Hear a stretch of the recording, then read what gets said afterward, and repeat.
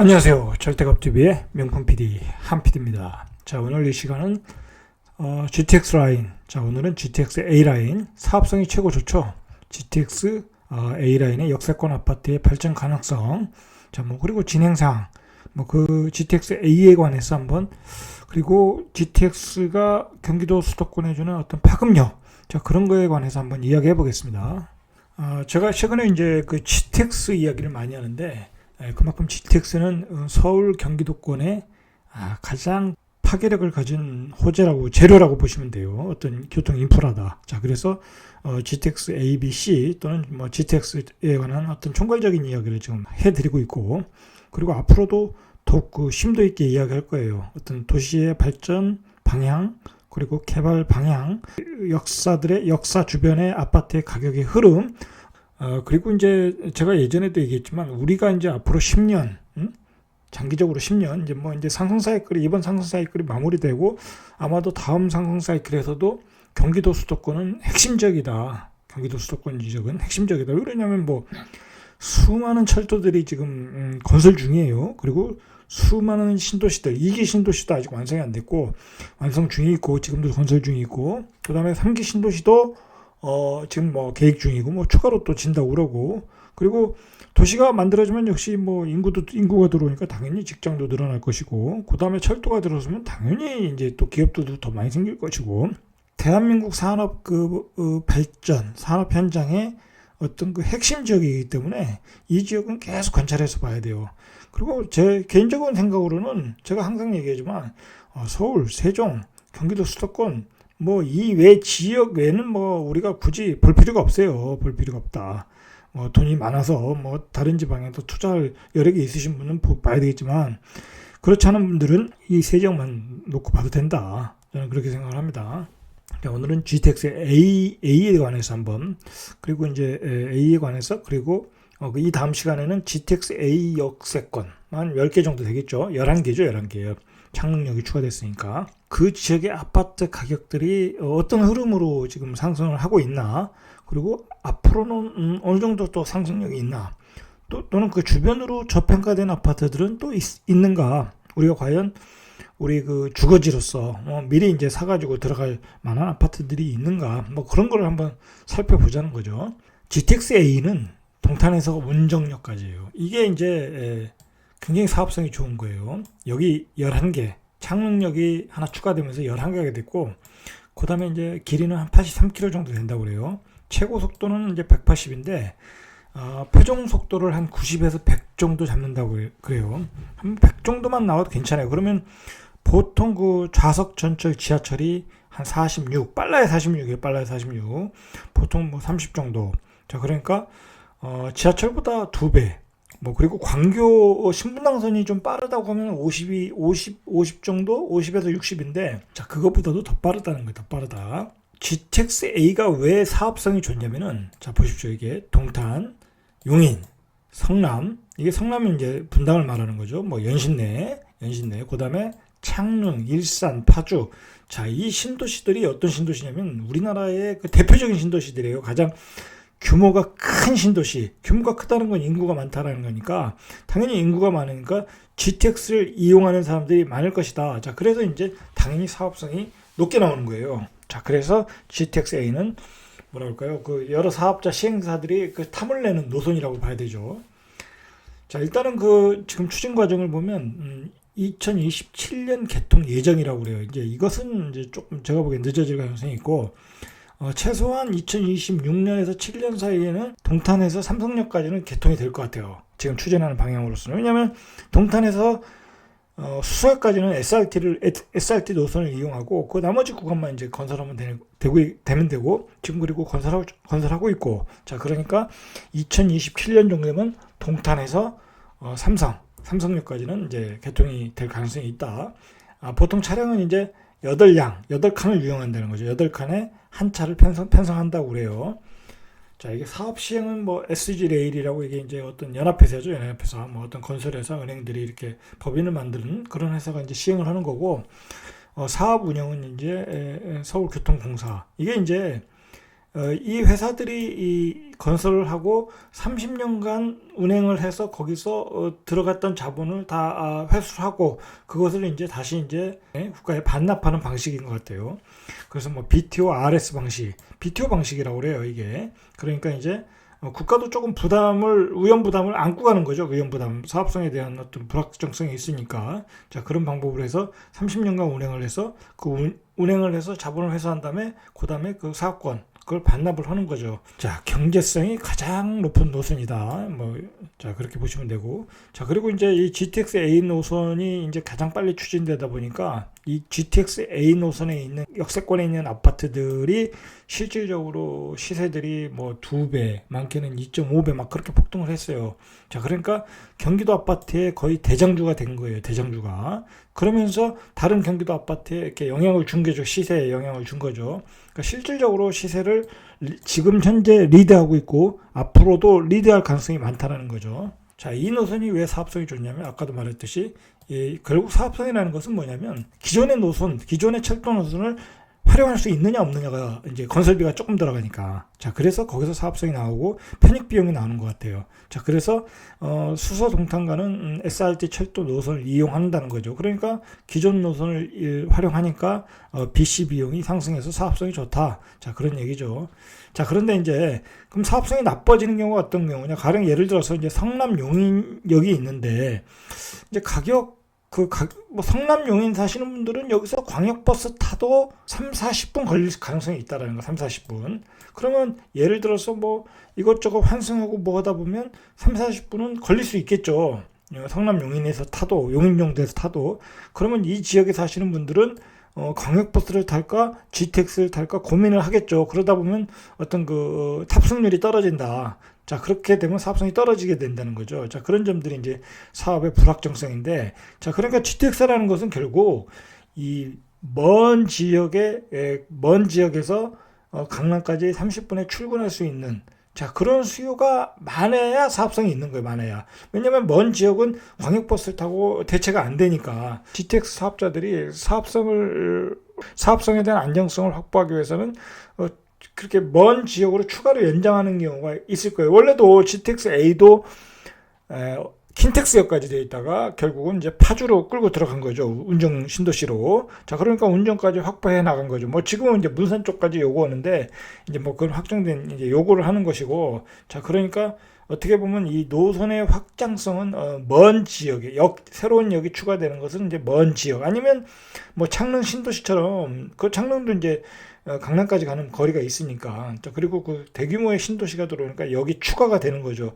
그러니까 이제 우리가 GTX에서 가장 그 요즘 화두가 뭐냐면 어디 여기 우리 지자체에서 역들을 추가하기를 요구를 하고 있지 않습니까? 그래서 여기 추가되면 그 지역의 땅값과 집값이 급등을 하니까 계속 요구를 하는 거예요. 근데 중요한 것은 이제 아무 역이나 추가해 줄 수가 없다라는 거죠. 이제 GTX A 같은 경우에도 시청역을 추가했는데 사업자들이 거부를 했죠. 왜냐하면 GTX가 시간이 너무 많이 걸리면 회전 속도가 떨어지고 그다음에 이제 사업성이 떨어지니까 이제 경쟁력이 떨어지니까 이제 그 수용을 다 받아줄 수가 없는 거죠. 그러니까 결국은 사업 시행자 입장에서는 먼 거리에 그 대규모의 신도시 이용 가능한 인구 수요가 있느냐, 자, 그걸 보고 판단한다. 자, 그러니까 이제 집을 투자를 하거나 집을 마련하시는 분들은 그럴 가능성 있는 지역에 이제 집을 조금 사두면 자산 가치가 나중에 올라갈 수도 있겠죠. 결국은 먼 거리를 단시간에 올 때 그 사업성이 높아진다. 이걸 꼭 기억하셔야 돼요. GTX는. 자, 그런 점에서 과연 이게 확장성이 있느냐, 이제 그런 걸 보셔야 된다는 거죠. 그러니까 이제 사실은 요즘 그 GTX 역세권이 들어오는 지역, 예를 들어서 500m 아니면 이제 역세권이라고 볼 수 있는데, 그런 지역들은 뭐 거의 이제 10억이지 않습니까? 그러니까 이제 사람들이 이제 접근을 못 해요. 자, 그러면 이제 보통 이제 그런 역세권에만 너무 집중하지 말고, 지금은 막 역세권만 보는데, 그 사실 이제 GTX라는 게 사업 기간이 너무 길다 보니까 그 역세권에 대해서는 어떤 확신을 갖는데, 거기서 약간 떨어진 뭐 2차 역사권이라고 하나요? 한 1km 근방에 있는 아파트들 또는 약간 뭐 대중교통을 조금 이용해서 올 수 있는 거리의 아파트들은 별로 안 올랐어요. 관심이 없다라는 거죠. 그것도 약간 좀 썩다리 아파트이고 좀 구축이면 또 관심이 없더라는 거예요. 그런 아파트들은 아직도 이제 저렴한 게 많다라는 거예요. 이제 그런 거에 관심을 가져야 돼요. 왜냐면 GTX가 완성이 됐을 때 지금은 그런 그 GTX의 효과가 없지만은 막상 GTX가 생기면은 그런 지역도 어떤 갭매우기를 한다는 거죠. 당연히 이제 역세권은 더 올라갈 것이고 비역세권 지역도 같이 올라간다는 거죠. 자, 그리고 이제 요즘 그 이제 화두가 그 노선의 확장성 아닙니까? 예를 들어서 이제 GTX C라인의 금정역에서 이제 상록수역까지 확장이 되면서 어떤 그 회차를 한다. 그래서 뭐 안산 쪽에 또 들어온다. 뭐. 자, 그런 게 이제 노선의 확장성인데, 자, 그런 것에 대한 어떤 확장이 되느냐 안 되냐는 결국 사업 시행자가 이제 사업성이 있느냐 없느냐를 확장하는데, 자, 그런 기준이 이런 거예요. 주박. 예를 들어서 맨 먼 거리에 거기에 기차를 이렇게 하루 동안 그 운행을 안 하는 시간은 정차를 시켜놔야 되니까 주차를 시켜야 되니까 그런 게 가능하냐. 그리고 차량 기지를 다시 이렇게 확장할 수 있느냐. 이제 그런 게 중요한 것 같아요. 보통은 이제 그 역간, 그 먼 거리인 경우는 역간을 한 10km 정도를 둔다고 그래요. 10km 정도는 둬야 표정 속도에 지장이 없다라는 거예요. 표정 속도에. 자, 이제 그런 것도 이제 좀 참고할 만한 사항이죠. 그리고 이제 이런 노선이 먼 거리에도 새로 역사가 들어올 수 있는 것은 무조건 이제 한 30분 내에 들어야 돼요. 조금 먼 곳은 40분도 괜찮아요. 제가 보기에는. 나중에는 결국은 GTX가 나중에 자리 잡고 뭐 하면은 더 확장이 될 가능성이 많아요. 예를 들어서 예전엔 1시간 반 걸리던 게 40분 내로 들어온다. 그럼 당연히 이제 확장이 되겠죠. 사업성이 있죠. 그러면 이제 그런 지역도 확장이 될 가능성도 있어요. 먼 이야기지만. 자, 그리고 이제 이런 노선의 확장성을 가지려면 결국은 지자체의 어떤 적극적인 지원. 왜냐하면 사업자 입장에서는 하나의 역을 추가한다는 것은 엄청난 돈이 들어가는 거잖아요. 땅도 매입해야 되고 땅 수용도 쉽지 않고 또 뭐 비싸게 부르면 어떻게 매입을 할 수가 없지 않습니까? 그러니까 결국은 지자체가 많은 땅을 가지고 있어야 되고 그 지자체들이 많은 지원이 있어야 된다. 결국은 지자체가 또 움직이려고 하려면 주민들이 이제 가장 민원을 넣고 요구를 하고 어떤 그런 열의가 또 필요하겠죠. 자, 그리고 이제 가장 중요한 것은 또 이런 사업성이 있으려면 결국 편리한 동선이 있어야 돼요. 왜냐면 이게 대심도라 40m 40에서 50m 이상 들어가는 거기 때문에 거기서 이렇게 밖으로 나오는 시간도 많이 걸린다. 그러면 지하 1층에 이제 환승 버스를 만들겠다는. 그럼 지하 1층에 올라와서 그 환승 버스를 타고 가는 거예요. 이제 밖으로 안 나가고. 또 겨울 같은 때 밖에서 추운데 또 버스 기다리려면 힘들잖아요. 그리고 또 요즘은 이제 뭐 지하 1층에 딱 그 버스 환승센터가 있으면 몇 시에 딱 차가 온다라는 게 또 다 나오니까 그런 또 환승센터가 관건이 될 수 있어요. 자, 그리고 이제 GTX A에서 우리가 나온 결과에 의하면 경기 이 북부가 남부보다 상승률이 높았다. 자, 이 얘기가 뭔 얘기냐면 경기 북부는 어떻게 보면 교통의 불모지였잖아요. 일산 쪽은. 뭐 일산에서 강남 출퇴근할 수 없으니까. 자, 근데 일산에서 강남 출퇴근이 가능해졌다라는 거예요. 그러니까 일산의 집값은 쌌는데 더 많이 올랐다라는 거예요. 이제 경기 남부 같은 경우는 그동안 신분당선도 있고 분당선도 있고 그다음에 고속도로도 있고 광역버스도 있으니까 강남의 접근성이 좋았으니까 상승률이 북부보단 낮았다. 자, 그 얘기죠. 그러니까 결국은 이제 GTX 라인에 우리가 투자를 하거나 아파트를 사서 더 많은 수익을 낼 수 있는 방법은 더 많은 그 혜택을 볼 수 있는 어떤 지역, 낙후되어 있는데 먼 거리엔 강남과 먼 거리였는데 더 시간이 물리적인 시간이 단축되는 그런 지역이 더 많이 오른다. 자, 그런 거죠. 결국은 그래서 이제 일산 파주가 제일 많이 올랐다. 자, 그 얘기죠. 특히 뭐 킨텍스하고 운정 신도시가 많이 올랐죠. 그리고 창릉에 그 창릉역이 들어오는 그 인근의 아파트도 뭐 2억 5천 막 그렇게 오르지 않았습니까, 최근에? 자, 그런 거예요. 그렇게 된다는 거예요. GTX가 이렇게 만들어지면 결국은 앞으로의 어떠한 변화가 있을까? 우리가 이걸 상상을 하고 고민을 해야 돼요. 자, 일단은 GTX가 만들어지면 굳이 서울에 살 필요가 없겠죠. 뭐 가령 강남에 사시는 분들이 강남에 직장 있는 분들이 굳이 강남에 살 필요는 없어요.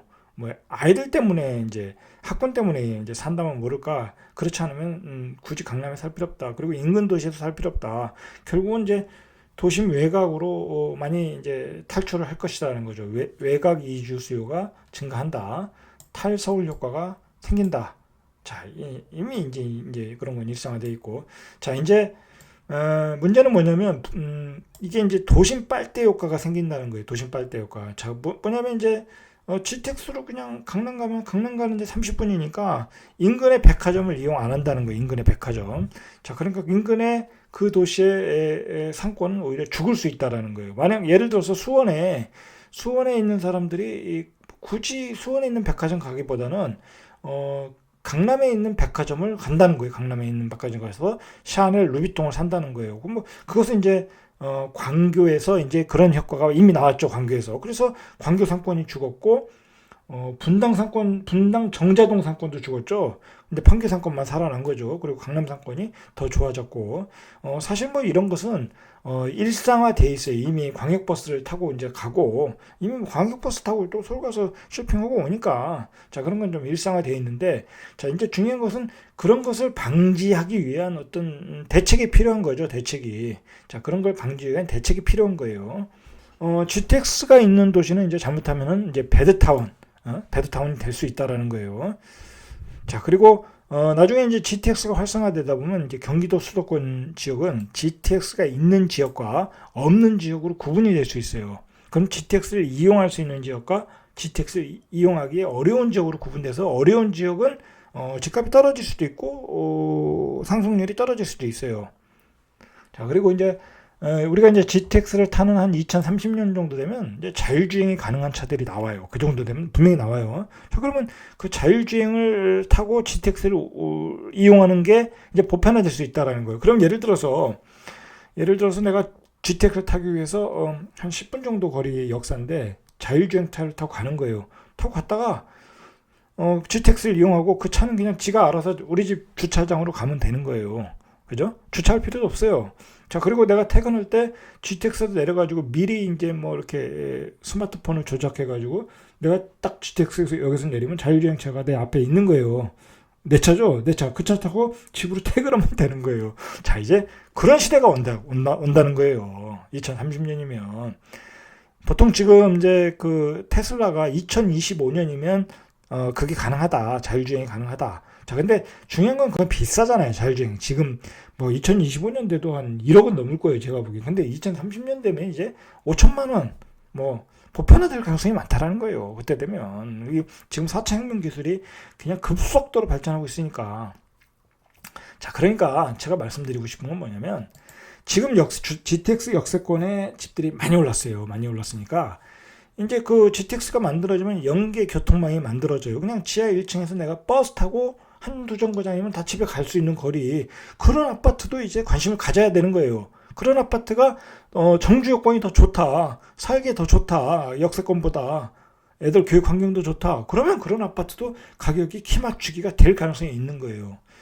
자, 영국의 런던 크로스레일이라고 엘리자베스 라인이라고 그래요. 이게 이제 영국의 GTX인데 여기는 여기 41개, 여기는 여기 41개예요. 자, 그러니까 나중에는 결국은 역들이 이렇게 조금씩 먼 거리에서 그 도심 쪽에 가까운 데는 추가가 안 될 가능성이 높아요. 왜냐면 도심에 있는 사람들은 지하철을 이용하지 광역 급행열차를 이용하지 않을 가능성이 있는데 먼 거리 쪽은 이제 점점 늘어날 수밖에 없어요. 이거는. 자, 그래서 영국 같은 경우는 종점에서 런던까지 한 45분 걸린다고 하네요. 자, 그러니까 먼 거리에 있는 거리도 한 45분 거리에서 삼성역을 갈 수 있다라고 하면 충분히 노선의 확장성이 가능하다는 얘기예요. 우리가 이제 그 GTX 1차 역세권을 이제 보통 500m 이내를 자, 우리가 이제 GTX 1차 역세권을 보통 500m 이내를 그 도보 5분 거리를 1차 역세권이라고 그래요. 자, 2차 역세권을 반경 1km 이내라고 그래요. 이게 도보 한 15분 거리.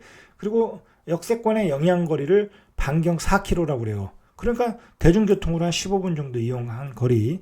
자, 그런데 보통 이제 지금 이제 가격 그 GTX 라인이 들어서면서 1차 역세권은 가격이 많이 반영됐어요. 많이 올랐어요. 한 2배 정도 올랐어요.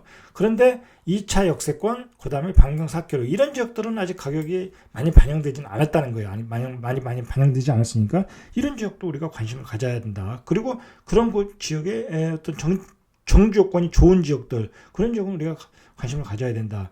자, 그리고 우리가 그 GTX 효과는 결국은 이제 우리가 전 사례에서 보면은 신분당선 효과가 나올 수 있어요. 신분당선 효과가 주택시장에 어떻게 나타나느냐를 보면 앞으로 GTX에도 그런 효과가 나타난다는 거예요. 보통 신분당선 효과로 판교, 분당, 정자동, 광교가 한 3배 정도 올랐어요. 그러니까 GTX로도 그렇게 올라갈 가능성이 있을 수가 있어요. 자, 근데 이제 이런 부정적인 효과도 있을 수 있다는 거죠. 상가 공실이 증가하고 상가 성장에는 하락세가 있었다. 자, 이런 상가를 가지신 분들은 이런 점에 대비를 좀 하셔야 되겠죠. 자, 우리가 이제 그 GTX 역 근처에 이런 조건을 갖추면 더 좋아요. 이런 조건을 갖추면. 자, 만약에 이제 GTX 역이 있는데 먼 거리에 자체 수요가 풍부한 지역, 그러니까 자급 도시, 뭐라고 할까요? 자족 도시라고 그러죠. 자족 도시가 있고 그 기본적으로 그 지역에 일자리도 풍부하고 단순한 베드타운이 아니라 그다음에 강남 접근성이 좋고. 강남 장수권이요. 그러니까 강남에 30분 내에 정도 도착할 수 있고, 그 다음에 정주 요건이 완벽한 도시, 뭐 상권이라든지 애들 학원이라든지 뭐 교육이라든지, 그 다음에 뭐 공원이라든지 뭐 그런 게 완벽한 도시. 자, 그리고 추가로 GTX 말고 이제 자동차 인프라, 외곽 순환도로 뭐 그런 외곽 도로도, 그리고 고속도로에 대한 접근성이 좋은 인프라를 갖췄다면 금상첨화라는 거죠. 자, 여기에 이제 규모가 큰 신도시, 자, 이런 지역은 가격이 더 많이 올라갈 수 있어요. GTX가 이용도 가능하고 자족 기능도 있고 정주 요건이 완벽하고 이런 조건의 도시는 더 많이 올라갈 수 있다라는 거예요. 더 많은 수혜를 입을 수 있다라는 거예요. 자, 결국은 이제 GTX가 생기면은 아까도 말했듯이 빨대 효과로 상권이 죽을 수도 있고 베드타운으로 전락할 수 있으니까 어떤 그 비즈니스 파크라든지 그다음에 그 도시에 어떤 새로운 도시를 만들더라도 어떤 스마트 시티로 개발을 해야 되는 거예요. 스마트 시티, 첨단 도시로 개발해야 되고 그 안에 이제 산업 클러스터를 넣고, 그래서 이제 어떤 대중교통 중심의 입체 개발을 해서 컴팩트 시티로 만들어야 앞으로 이제 그런 도시를 만들겠죠. 이제 예를 들어서 이제 용인역에 그 플랫폼 시티라고 있잖아요. 그런 게 이제 이런 입체 개발 도시가 이제 대표적인 입체 개발 도시가 있겠죠. 컴팩트 시티이고 어떤 그 강남의 접근성도 좋고, 그다음에 뭐 정지 조건도 좋을 곳이고, 용인 경부 축이니까 교통 인프라도 좋고, 예를 들어서 말씀드리는 거예요. 이제 그런 식의 개발이 많이 이루어질 것이다. 이제 그렇게 봐야 되겠죠. 자, 이런 시각으로 이제 GTX-A 또는 다른 GTX 노선에서도 어떤 자기 주거지를 이렇게 마련하시면 되는 거예요. 그러니까 너무 많이 오른 그 지역, 뭐 또 여유가 있으면 그런 지역을 사셔도 되고, 그런 여유가 안 된다 그러면 이 비역세권이라도 나중에 GTX가 들어서는 다 영향권 안에 들어갈 수 있다. 자, 그런 시각으로 좀 보시고 폭넓게 보시고 선택을 하시면 될 것 같습니다. 이상 절대값 TV의 명품 PD 한 PD였습니다.